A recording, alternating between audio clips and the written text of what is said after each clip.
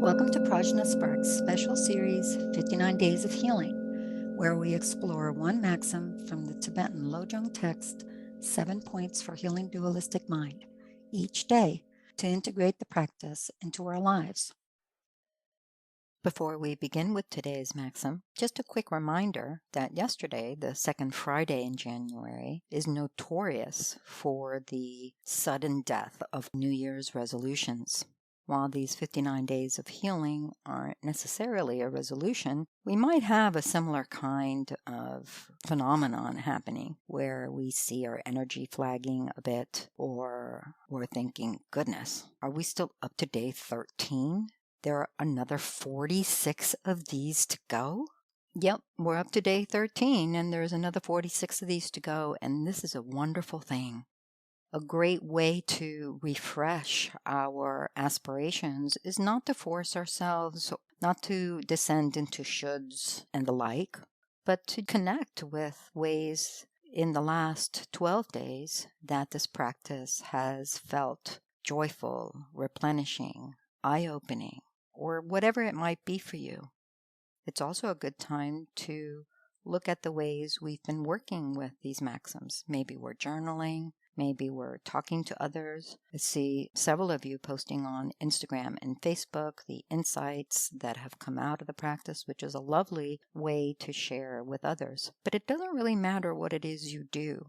Whatever way sings for you is the best way. Now's a good time to just connect, see what's working, what's not working. Maybe there's a new way of engaging the maxims that might bring some fresh energy into this time. I invite you to let your sacred creativity run free and bring more support, gentleness, and precision into your practice. Now let's move on. Today is day 13. And we're working with point 3 of the 7 points for healing dualistic mind. Turn challenges into opportunity. Maxim 13 reads, take in the immense kindness of all beings. This is usually folks' favorite maxims.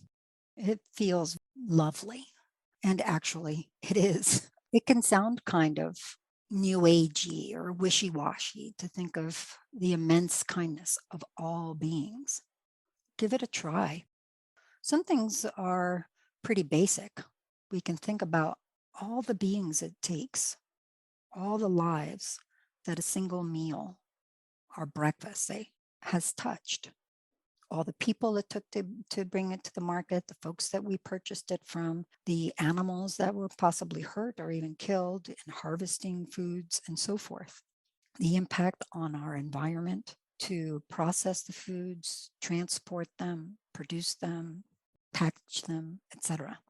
We might not think of all of that as kindness. We might think, oh, well, those folks are just doing their jobs, or it doesn't matter if insects get killed. There's no way to avoid it. What this maxim is trying to point us to is finding ways to open our hearts to other beings in ways that we overlook. Sometimes we can get a little bit armored to the way that we are interconnected with others. We may not realize that not only in ways that are beneficial to us and them, we learn from beings all the time.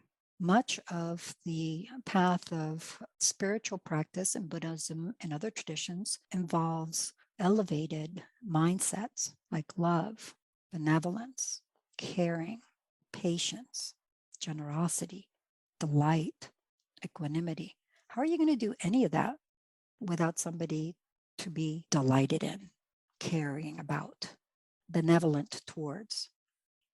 Beings are the field in which we cultivate all of these qualities that are intrinsic to our mind and yet obscured. When we see beings through the light of their immense kindness, that veil gets lifted, it gets thinner. And I really want to point out words in my translation here, to take in. That's really the point of this maxim. It's something that we are actively doing, not because we have to, not because we should, because it's there and we can imbibe it like sustenance, really bringing it in and feeling how incredibly connected we are to the kindness of so many beings. Traditional teachings will talk about this as seeing all beings as our mothers. And we may not all have great relationships with our mothers. So if that's difficult, another way of looking at it is perceiving all beings as our teachers. The way I like to talk about it is my lamas and my mamas, seeing all beings as nourishing, teaching, helping me to soften towards all beings, developing a tender, warm, open heart, which of course benefits others, but is darn good to be living out of for ourselves. So it seems like it might be easier to do this when people or with people who have more clear good intentions toward us, that we can see what they're doing as kindness. What do we do in situations where somebody seems to be not so supportive or not overtly supportive of us, or who we're in conflict with? How can we see what they're doing as a kindness? In Buddhism, there are many teachings that say anyone who points out your flaws is actually the best kind of teacher there is. Why is that? Well, the whole point of Dharma is to spot where we are letting ourselves down and be able to cultivate qualities that help us to heal those, transform them, and eventually transcend them.